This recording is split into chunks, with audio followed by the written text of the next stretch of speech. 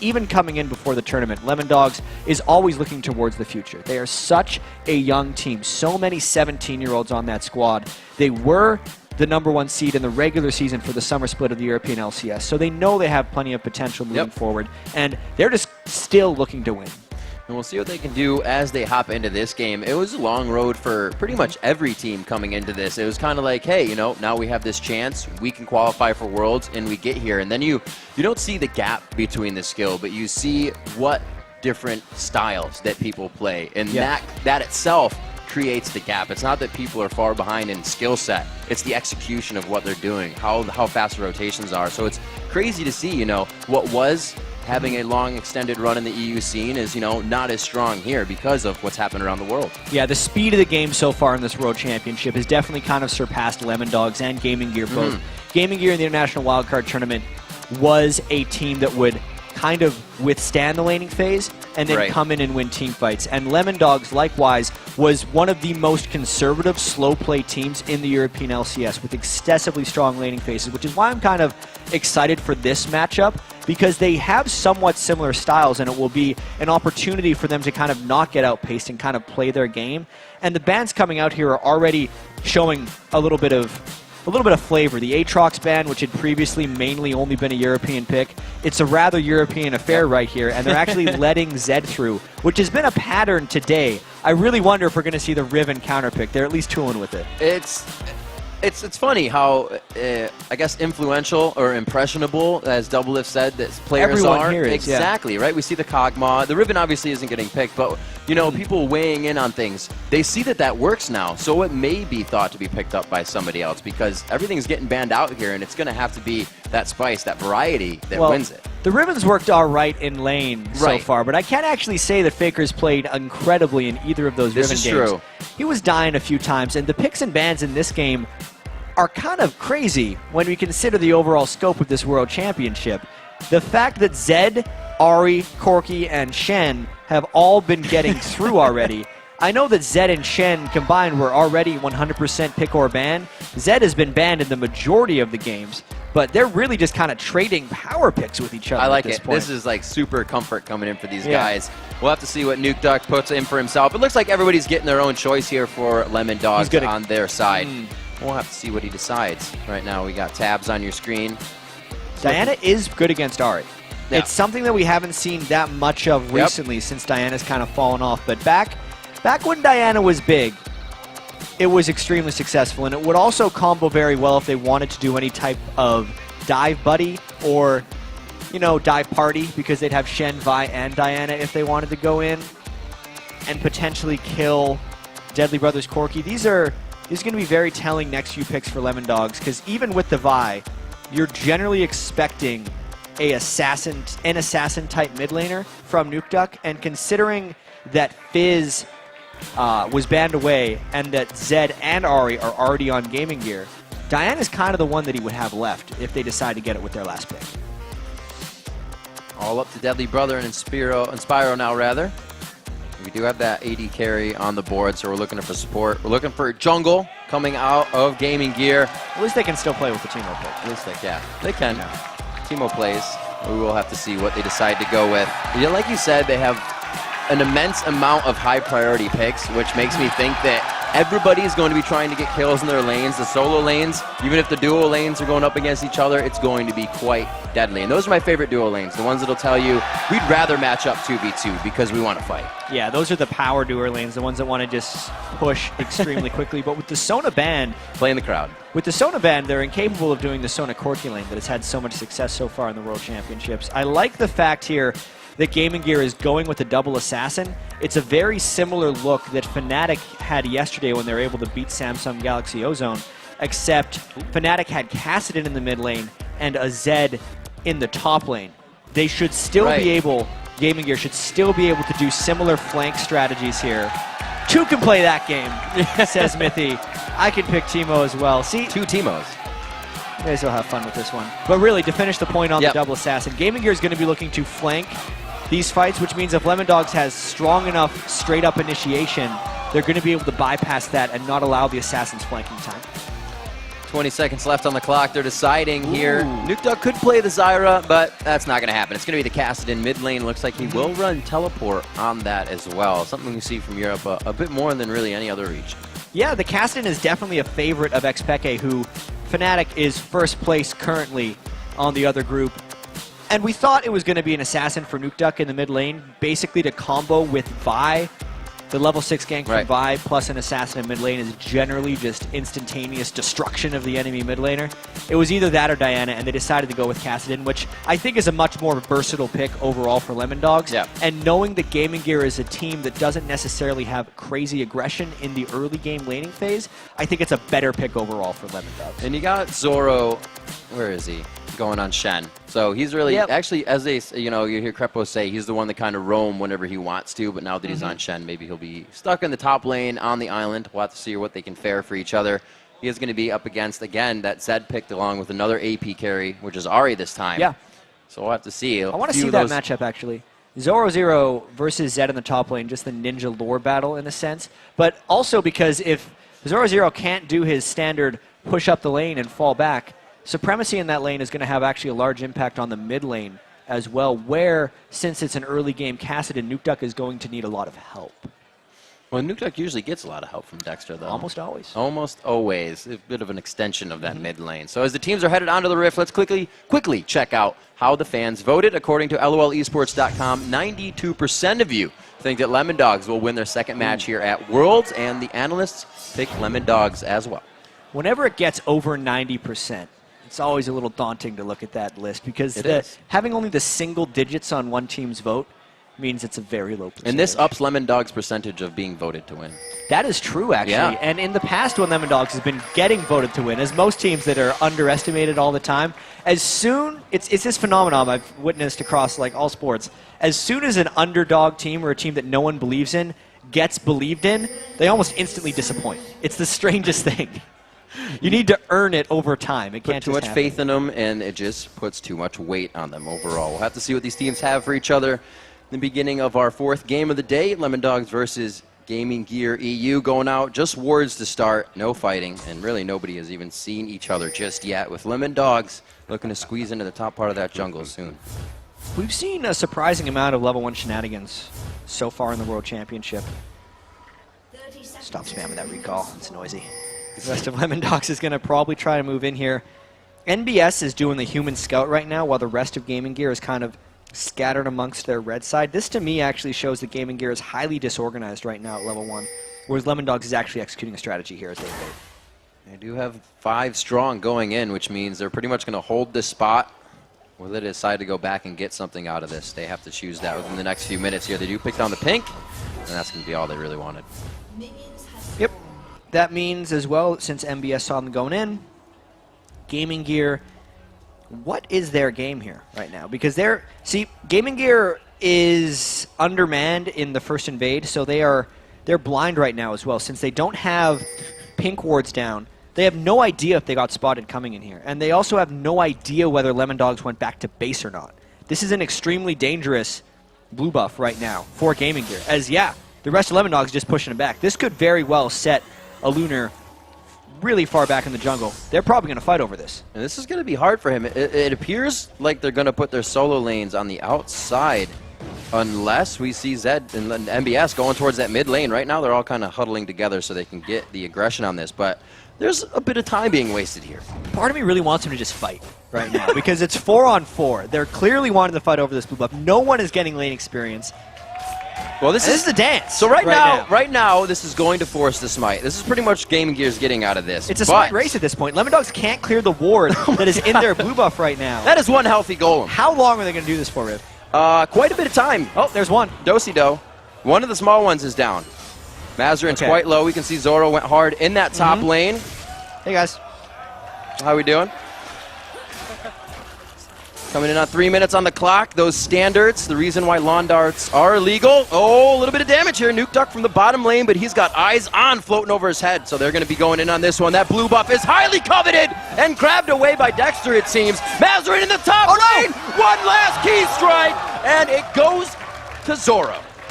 How does something like that happen, Riv? Because that's a level 2 Shen, not known for his crazy level 2 kill level potential. 2 all in. Yeah, that's what Shen does. He had the Doran shield. That is the aggressive item right there. But really, Absolutely. LemonDogs was able to get the smite away after an extremely extended starefest at the blue buff right there.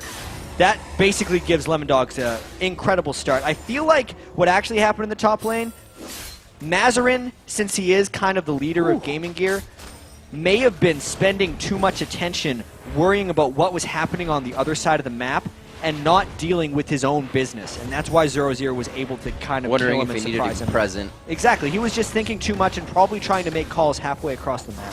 All right, so Alanir, now knowing he has the ward on him, LemonDogs placing this chess piece very far ahead, minutes ahead right now. It looks like they'll be able to clean this one up. No, the red buff stops ticking, and it looks like they won't get the slow, but they are going to still aggress. They have gone with the 1-2-1 on the split, those solo laners in the long lanes.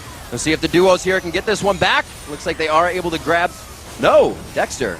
Dexter ran off with it, so he gets everything. Smited it away because Alunir was out of the business and Dexter had waited long enough from the first blue buff they took to get the steal. It's actually quite rare nowadays that we see a team able to take both blue buffs in the early game. They're also able to get the timer on that blue buff, so they know around 9 minutes and 25 seconds or so that blue buff is going to be up again. And I would actually kind of expect a re-invade, because at that point, 0-0 will actually have his stand united as well, so they're going to be able to have that extra skirmish presence throughout the map. And you just saw Tabs hitting level 2 in mid lane there. Level 2 at 5 minutes in, which just goes to show the chaotic movement that has already happened in this game. With those AD carry supports middle, it looks like Gaming Gear is going to be pressuring up. Mazarin definitely not running any armor, and you can see the giant health bars there sitting in his HP spot, so he can only take a few shots. Zoro definitely has the 1v1 in this lane. Yeah, I wonder what 0-0 is going to be rushing here. Probably a Spirit Visage. It is a little strange here how Gaming Gear has decided to go Corki Lulu in the mid lane, and here comes a gank from Dexter. Oh dear, that's not good. Deadly Brother trying to get out. He may be just that, but it looks like they focus on Inspiro now, and they're able to get out of this one alive. Oh no, he gets the condemn. He walks straight for the turret. Tabs gets a hit up. The Q as well. They trade off on that one. That exhaust from Inspiro was incredibly timely. It seemed like Deadly Brother was completely dead to rights, and then it kind of baited Tabs to go a little bit too far. Inspiro stuck around after the exhaust because he was honestly a little out of position as he was running away. It allowed him to get killed against the turret, but then obviously Alunar, because that fight was so long, had enough time to close in, pick up a kill back. Well, it looks like they don't really like what's been happening. Mazarin says there needs to be a change of plans here. I'm going mid. You guys are going to the top lane. So Deadly Brother and Spyro going to start heading up in this face-off against 0-0. I don't think he's going to have too much trouble in that lane. He's already accrued 34 to the 26 CS of the matchup they had before, so he's just got to hold steady. Yeah, Mazarin was not going to do much against 0-0, especially with that health crystal kind of tipping off that 0-0 was soon going to become even more of a pain for Mazarin's Ahri. And also, if you're playing Ahri, you need to be in the mid lane so you have the ability to roam around the map and make some plays. That's as sure as 0-0 feels about himself, engaging into 2v1 and really not taking too much damage. Dexter now towards the bottom lane, a level 6 NBS here. Does have that escape for himself, but he may try to just poke in Alunir on the side. Dexter sees him, and they go back to safety. Dexter needs to hit level 6 to have a bigger impact on this game. He's actually shut down Alunar quite substantially, but Alunar's Jarvan got something back when they were able to pick up that kill. We very well may have something here. No, they're going to back away in the side lanes. But this game, actually, Riv, is incredibly close.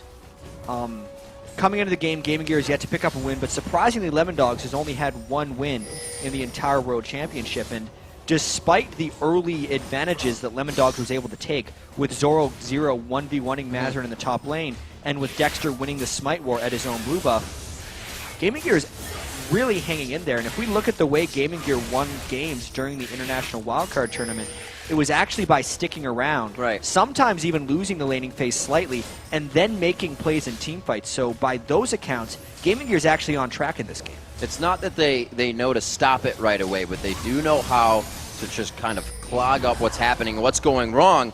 with this lane switch, that's kind of how they stalled out the kills going on. They got kind of re-control of their jungle that was being swiped out by Dexter. So we'll have to see if LemonDogs can continue the pressure. NBS still holding on to that red pot in the bottom lane, a little bit for the aggression, a little bit also to save his butt if he gets into a bad situation. But we also have Nukeduck now going back to the mid lane versus Mazarin.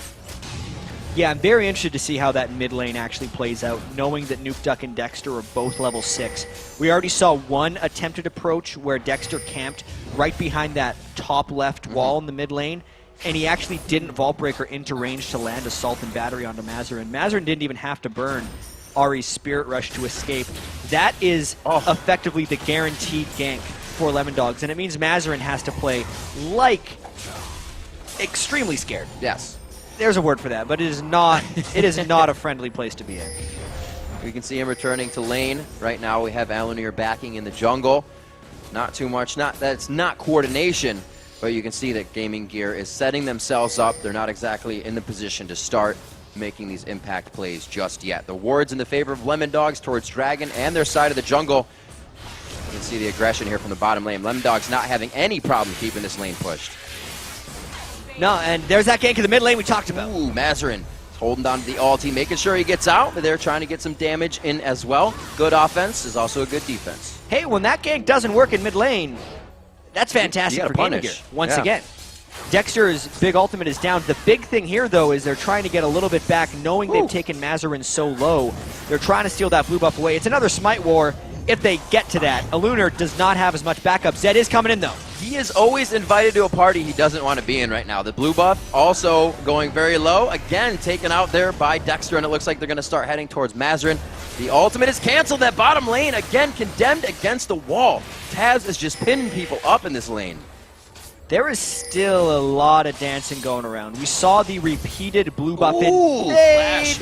Oh, missile just barely close. grazing the back there, Myth. He could not finish him off.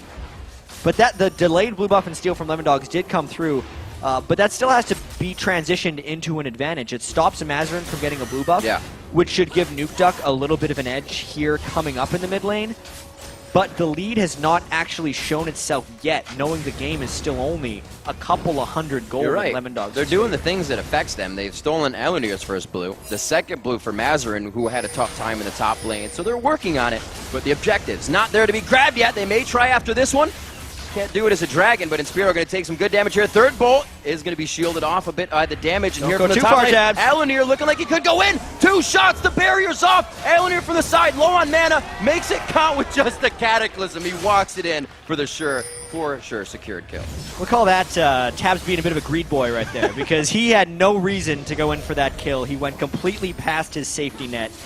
They had no pink ward control in the Tribe Rush where Alunar came through, and he paid for it. That's his second death of the game, and both of his deaths have actually came from him overcommitting. And Zoro is just having a time of his life in this top lane, really not finding anything that's going to push him out, 83 to 70. So good CS kept up by NBS, and what happened with the lane swaps earlier and the chaos we've been seeing. 12 minutes in, 2-2 on the kills, and the gold, like we've been saying, is pretty much even. There's a lot happening, but the objectives are not falling after those happenings. No, both these teams are playing pretty slow, and this is actually, I think, one of the reasons they've been outpaced so far at the World Championship is because neither LemonDogs or Gaming Gear really press the issue on their opponents. Right. And we're seeing a very similar play style right here. NBS, though, trying to go in on 0-0. This is going to be an exciting matchup. He's big. There's quite a minion wave he's got to fight in as well. We got the TP from Nukeduck in. The flash from NBS. He says, I can rift too. Gets himself to safety. Dippity-doo-dah-day. He just gets out of there. Nukeduck burns another teleport. And he kind of needs to make an impact at this point in the game. Yesterday when we saw Peke's Kassadin, Peke stood even in the game until about this point where he had the Tear of the Goddess and the Catalyst of the Protector. And then I think he picked up about 6 kills within a 3-minute span because Fnatic was just crazy and all over the map like that. Knowing Nukeduck's teleport is down, I wonder really how crazy he can get here. And it looks like LemonDogs will start to crack this one open in the top lane if they can get that turret. But the bottom lane is being pressured out, and they're more than happy to have that happen. But they're not going to be able to save that turret. Looks like Gaming Gear is going to answer back. Even push across the board, and it evens out the gold yet again. I really got to hand it to Gaming Gear here. Keeping the gold even against LemonDogs, who were looked at as potentially the best team in Europe coming in, knowing that LemonDogs was the #2 seed in the European LCS and also had the best record in the regular season, means a lot. This Dragon fight coming up, though, could definitely swing the game in either direction. This is very big, and it's what needed to happen. Gaming Gear trying to get ahead in this one. Dexter is full force onto Deadly Brother. They've actually gone split side onto him now, and they're forced to watch him go down. LemonDogs from the top rotation to Dragon. Now get that covered. LemonDogs just simply outnumbered Gaming Gear right there. With NBS top lane, Gaming Gear was positioned around the Dragon, hoping that they would be able to sneak it before LemonDogs would come in. That's what that pink ward is on top of Dragon for. They were hoping that LemonDogs would not come and fight them, because if they did, it would be a 5v4. And you don't necessarily run from Vi and Kassadin when they're chasing you down. That really punishes Gaming Gear. At least, though, NBS was left alone in the top lane and got the majority of that turret. That one is surely prepped for him to be taking it down to open up the map a little bit more here for Gaming Gear. It's something that they need. It's going to be mid-turret focus after that, which will be good. They can start to squeeze up these lanes because their team fight is actually pretty good for them to come in. They have that pick-off assassination, but they also have to be careful because they're chasing that team of disengage, shields, and you can really get tunneled into chasing a team like that. Yeah, the team fight phase in this game is actually going to revolve heavily around, it seems silly to say, but who's ahead beforehand. Only because Gaming Gear has only a Lunar as their main tank, and then the rest of it is about flank. When, once again, we saw Fnatic play double assassin yesterday. I'm going to keep referencing this because it's our best point of reference. Soaz was able to sneak around the back of the fight because the rest of the team was strong enough to hold them off. But if Gaming Gear falls behind or Lunar becomes too weak to actually be that tank, NBS will never have the ability or time to go around the sides of fights, because LemonDogs will just run straight into Gaming Gear and through them. And if LemonDogs can effectively catch Gaming Gear's assassins together, the fights will be over effectively before they start. I guess it's what makes it such a composition that needs to be ahead early, because if you can't do what you need to and they don't respect your damage of all of those high-impact lanes, they're just going to run into you like they say. Dexter trying to put a little bit of fear into his enemy. Looks like he's just going to stand on the outside here. Thinks he may be able to get some damage onto Inspiro, but the team too closely huddled together will be able to stay safe. Nuke Duck in the bottom lane. We'll see. Check out some stock on the CS. 107 to 111. Ari versus Kassadin. Is Nuke Duck a little bit behind on that, but he has finished the rod over in Athenes. Yeah, I mean, if you come into a game and you're in a Kassadin versus Ari matchup and you tell the guy at 16 minutes you are going to not be dead and you're going to be 8 minion farm behind Ari, you take it immediately. Yeah. Because that is actually a good start for Kassadin in the overall context of the game. Nuke Duck will look to be stronger later on here. The Rod of Ages completion by Nuke Duck is extremely normal for a Kassadin build. We have seen times... Oh, this is actually Zoro getting ganked. Here is Zoro, goes in, the death mark goes down. Can they finish up a little bit of damage on top of that? They do have the red buff. He's able to flash out of that one. The slow has worn off of him. They don't get the extra one there. It looks like he's going to be able to get himself out of this one quite clean. I don't know if they fight. The turret's quite low. They could have gone for that. That gank at least is going to allow them to secure the turret, because Zoro is not going to stick around for another spell rotation from Gaming Gear at that turret. And call me a liar, but he's actually sticking around here. This is trouble. Yeah, he's out. He's not sticking. Getting that HP back from the Vorpal Blades, but he does stay safe in that one. So the turret goes down. They pretty much keep him in lane too, but he's going to be able to soak up that experience. So they really don't hurt him too much. 3-2 on the kills. Nuke Duck looking to take away some of the jungle camps here, as we may see our first real engagement, or at least LemonDogs trying to pressure that mid lane. Maybe not.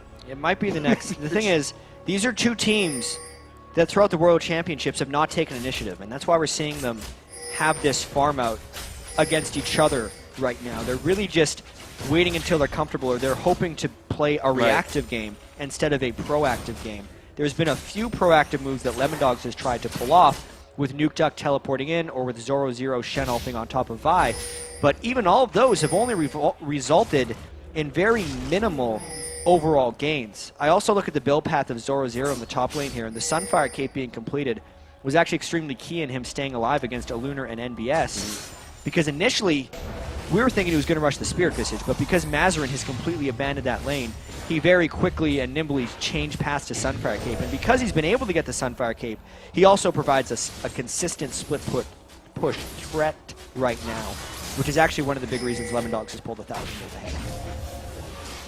NukeDuck still happy to sit in the bottom lane. We do have to remember, LemonDogs across the map is still a very scary thing. They're Stand United and Teleport. Gaming Gear across the map is them slowing the game down, really trying to farm this one up, because they're not going to be able to get to that fight as fast as LemonDogs. So anytime we see Gaming Gear kind of pushing out here, like you said, it's reactive. They're trying to adapt to what LemonDogs is doing. We kind of saw that with the Dragon. You know, LemonDogs went top, so Gaming Gear said, yeah, we got turret and Dragon. Yeah. But LemonDogs reacted faster. I'm actually very curious to see how the rest of this game plays out, because I actually haven't seen Gaming Gear play this well all throughout the World Championship. Even though they're not making big plays necessarily, their counter moves, like when LemonDogs does take the Dragon and kind of catch Gaming Gear off guard, are actually making them some progress. MBS stayed top lane, got the turret. Their mid laner Mazarin has played well to avoid Vi Kassadin ganks, which are probably close to the deadliest ganks in the game. Maybe Vi Zed is a little bit more deadly, as LemonDogs knows very well when TSM played it against them. It's still the closest I've seen Gaming Gear be here at 20 minutes, and now they might actually be looking to make a big play with 4 people stacked in the mid lane. Gaming Gear feeling that eyes on the map makes them safe here. We may see the 3rd turret go down for LemonDogs. Dexter comes in and right onto MBS. Zed goes in onto Mithy, though. The support disengaged, who was in the back of the line, getting hit up quite hard there. Right back into the fight, and it's going to be Tabs taking down NBS. And it seemed a little crazy of Dexter to go in there, but the big execution moment there for LemonDogs is Mithy landed an exhaust onto NBS right before he tried to use Deathmark. So Zed did almost no damage, and now this could be Dragon number 2 for LemonDogs. A Lunar is in the mid lane, unable to steal. Ooh, Spyro a little too close for comfort there. Zoro just on the other side. That is going to be a very dead Lulu. Zoro picking himself up a 2nd kill of the game. And that's actually fairly typical LemonDogs play here. We're 20 minutes into the game, and their laning has transitioned them into their first core set of items. Of course, Sunfire Cape, Rod of Ages, and Blade of the Ruined King if we go top, mid, AD carry. Then they're able to get the quick little fight win and immediately transition into an objective or 2. 4,000 gold lead is a big jump ahead in this game that was very close a couple of minutes ago. Lots of pings going down here. Gaming Gear playing us a song on the mini-map. Will they be able to activate anything out of this, though? Tabs is going to hook himself up here. May get caught by a charm. No, he keeps safe, hip to hip with Mithy. Cassian is teleporting in.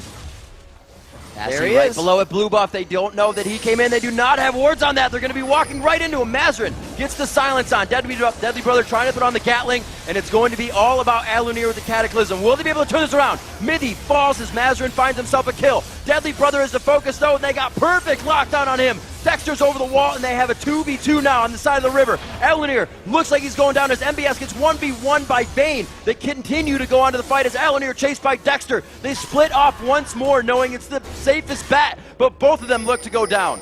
This fight, Riv, is chaos. Everyone is so low on mana and resources right now. A Lunar is going to try to execute himself, but I don't think it's been long enough. Oh. Doesn't matter.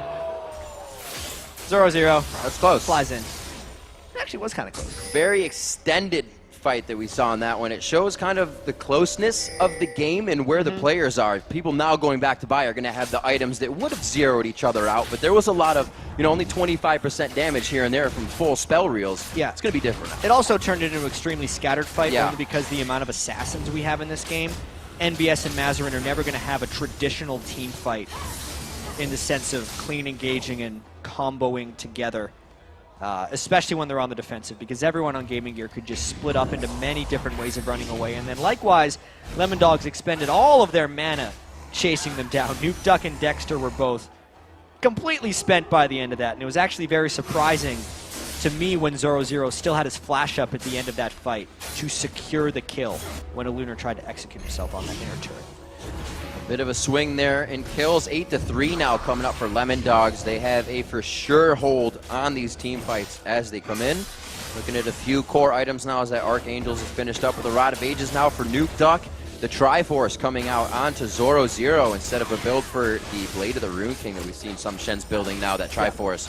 It's been good in 3.11 for a lot of people. I think we're going to see more Triforce Shen instead of Blade of the Rune King if the option happens, and Shens will generally build that offensive item if they're going really far ahead in a game, and since 0-0 is 3:04, right after that first blood on Mazarin, he's really just taking it from that point on. He's going to continue to build offensive and be a very large threat. That turret's not going to help you, Mazarin. Don't cast your spells. You're just going to give him Force Pulse. It's more damage. Mazarin, get out of there. Oh, he gets this Assault Battery all the way lockdown. Can he break the vault? No, Mazarin gets the Lulu Ultimate. Wild Growth comes on. Dexter back into the fight, but here comes LemonDogs. They've been called in and the cavalry arrives. Tabs onto Lelanier. The Tabs rockets going out, and he gets the proc of the Silver Bolt. 10-3 on the kills, a 6,000 gold lead, and Zoro's in the top lane without any pressure. Yeah, we got to remember, that was a 4v5. Mazarin was caught out of position at the start, and it meant the rest of Gaming Gear was trying to collapse in a round. But like we said, if LemonDogs got ahead, the team fights would not be clean for Gaming Gear. LemonDogs could just go through everywhere they want. NBS was unprotected, the flank did not work. He got focused down, and then the rest of LemonDogs could just push through for more. LemonDogs looking to really pad their pockets on this one, getting a bit of gold out of this globally for themselves. They pick up the 5th turret now of Gaming Gear's side. If Tabs looks like he does, no, he's going to back off on this one. Deadly Brother can still put out some damage with that Triforce, and it will be respected for now. We get LD to back, and we'll see what they put in their inventories as they go for what could be final push here, as they have quite a strong lead that swayed towards that 20-minute mark. And how long until Nuke Duck buys boots? Right now, actually. Damn. He didn't have boots 24 minutes into the game. He heard you. He had rushed Rod of Ages and Archangel's Staff. And I was curious, since Kassadin can hop around so much, and Nuke Duck was actually moving around fairly well, if he'd go for the magic penetration. But he decides to be boring. He picks him up real quickly, and now he's back in the base. The boots helping him get there to save the turret. Oh, right back on a Deadly Brother. Locked out there, the barrier very early, but here comes Zoro as well. Everybody getting a piece of that one. And LemonDogs working very well together. Yeah, this is once the Kassadin gets going. Yep. 7 minutes ago, Nuke Duck didn't have many kills. He was 0-0-1, sitting on a tier and a Rod of Ages. That's the point you don't actually want Kassadin to get to if you haven't pushed him behind at that point in the game yet. It's allowing him to jump around the map, control, and assassinate Gaming Gear. And it was, you know, from the get-go, like we said, that first chess piece moved into place by Dexter, always pressuring the Blues here, allows them to continuously pressure, you know. They weren't, Elunir wasn't able to come back onto Kassadin, and as you would want your jungler to help mid lane. And the swap in the lanes early game, I think, hurt Gaming Gear a little bit. Yeah, I actually think very early on, 0-0 being able to kill Mazarin and the subsequent lane swapping that created definitely hurt Gaming Gear a little bit. But honestly, Gaming Gear stuck around in this game for quite a long time, and it's actually the mid-game execution here that is mostly to credit LemonDogs with their victory. The way that they countered Gaming Gear's pushes in the mid lane, Dexter initiating time and time again when Gaming Gear was not able to set up any flank maneuvers with their double assassins. It really swung it at this point. And now, even if Gaming Gear did pull off a successful flank, it still might not be successful just because of the farm advantage the rest of LemonDogs has accumulated. Right, at this point, you can consider the game and almost, you know, time and minutes. It's going to be a few fights. The next 10, 15 minutes have to go by. And that's really hard to do. It's hard to keep your team in that mentality. Keep reminding everybody this is what we need to do. Because when the fight, you know, presents itself, it's kind of what you want to do all the time, and you fall right into it. And one thing that is actually extremely in LemonDogs' favor this game, outside of the 10,000 gold, is the experience. We've mentioned a couple times in the past that gold in stats per level is between 400 and 700 gold, depending on what character you're playing. Nuke Duck escapes out here as on a level 17 Kassadin. His mid lane matchup, Mazarin, is level 15 on Ahri right now. That could be 1,000 gold right there. You look up and down the board, almost everyone on Gaming Gear, 0-0 versus MBS, or Dexter versus Lunar, are 2 levels ahead. That's nearly 1,500 gold, or sorry, about 1,200 gold per person on top of the gold lead that we already have built on LemonDogs. It's one of the reasons Gaming Gear is so hopeless and helpless right now, unless they can catch up in the experience as well as the gold. And it's big, Jat. A lot of those 2-level leads are that level 16, that final click you need of the ulti. Looks like they go to engage but back off. They know when they're a little too in over their head. Yeah, and all that we just talked about doesn't even take into account the damage you get from skilling up your action. Yeah. It's tough times right here. I'm seeing right there MBS was unable to do a 0-0. Surprise! Stop, drop, and roll. Didn't do it. Didn't. He tried to. Well, if you run fast enough, you can kind of put yourself out, but it doesn't work all the time. Have you tried that before? No, I've never been on haven't. fire trying to run away personally. Nope, don't try it at home either. 9,000 in the lead. Actually, 11, because I can count. We have about 10,500 gold there. 12-3 on the scoreboard as we come up to about 30 minutes on this one. It's been LemonDogs in full control after about that 15-minute mark. Gaming Gear was able to hold themselves in. Great play by Nuke Duck on Cassidy in middle. The roam they got out of that teleport really swayed a lot of fights. And now the dance for this does not leave Gaming Gear in any position to really contest. Yeah, this is a very solo dance right here for LemonDogs. They're practicing their moves right now. Being able to get the Baron buff down. Nuke Duck was not even there. He had his teleport in case anyone came to contest. But LemonDogs actually had fairly minimal ward control inside the Gaming Gear jungler just to check if Gaming Gear was coming in. And Inspiro, that's a bad place to be clearing wards. He goes down the growth. He knows what the plant lady's all about. Tries to get himself out. Oh, against the wall. He gets condemned. Trying to get out of this one, but I don't think it's going to work. The plant actually got the last hit on that one. Yep. And this means the rest of LemonDogs is going to be looking, I think, to end this game very quickly. Ooh. Nuke Duck pops his shield and gets another one. Seraph's Embrace into stand united. 100-0 in just under 2.5 seconds. Mazarin looking to go down here. 15 to 2 level 18s that want to party with him. And the rest of LemonDogs flashing into the base. There it is, going in on to Corki. They easily take him down. Tabs just throwing out the silver bolts. Alanir trying to do what he can. Gets the Cataclysm on to cheekily get himself back into base and into safety. But the inhibitors taking quite a bit of damage right now for Gaming Gear. Yeah, and seemingly LemonDogs flipped a switch at this point. They were up substantially, and now it looks more than insurmountable. One inhibitor, second on the way, still 3 people dead for Gaming Gear, and a Baron on all 5 people. I feel like Nuke Duck got that Archangels and his boots finally late in the game and told the team felt a lot safer, felt a lot stronger, and their initiations just came full force, one after the other. Right now, still not really respecting what GG has in the base since they're all down and respawning, but they try to get some more damage on these turrets. And Nuke Duck is having a very good game on Cassidy Absolutely. right now. He's had a very rough World Championships, and it should not reflect badly on him as a player, just knowing the mids he has to be against. We said this was a mid-oriented tournament. Yeah, Cool from OMG, as well as Faker, potentially the most hyped up and skilled mid in the world. He's very much living up to a lot of the hype we had given for Faker coming into this. And Nuke Duck actually played pretty well in the majority of those games, and Nuke Duck has relied on heavily to carry for LemonDogs, and just because LemonDogs as a team was not able to do that doesn't mean Nuke Duck should be getting hatred for it. This is an example of a very good game for Nuke Duck. One of the things he does so well is when he's on Assassins, he's able to still out-farm everyone else, and he's done just that on Cassidy. 245 Kind of makes those CS. matchups work. Yep. You don't know how. NBS taking some damage. The charm goes in, but there it is. We were talking about it in Champion Select, the dive buddies, and they go right into the deep end on that one. They have to reconsider for just a quick second, though. And LemonDogs is just kind of going in, maybe a little bit out there, not able to dive all the way because Gaming Gear is just playing so passively right There's now. the end taunt, the dive buddy-esque composition once again. Nuke Duck all the way deep here, throws it down. He's going to Rift Walk out of this one, get that regen from the Baron buff, and he should outlive this. Dexter comes in to be the meat shield. Tabs throwing himself in the fire as well. Zoro almost getting hit up by the fountain. It looks like they got the Nexus in their eyes.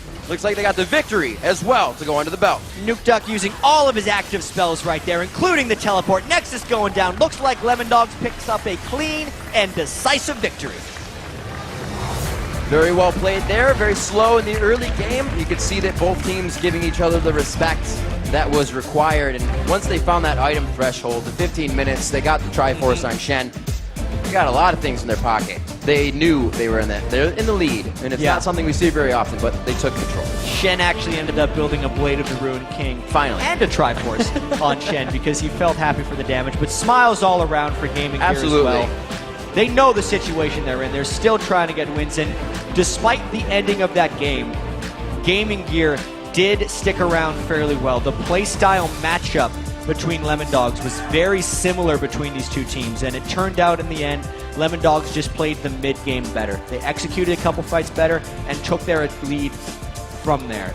being so assassin-based on Yep. both sides means the game is going to swing like that. And it was fun to watch, too, because, like we said, both teams got pretty high priority I like picks the going level into that one. where the four of them just kind of stared at each other. 5-minute blue buff. Yeah. We're going in and out. An absolutely amazing game. We still have one more to go on the day. It's Mm-hmm. OMG versus SKT, so pretty sure everybody's hyped for that one. TSM versus Or OMG TSM, is thank going to you. be the big OMG. one. Because, Wow. I mean, My brain is in it. mathematically, TSM. TSM is still Right. alive. So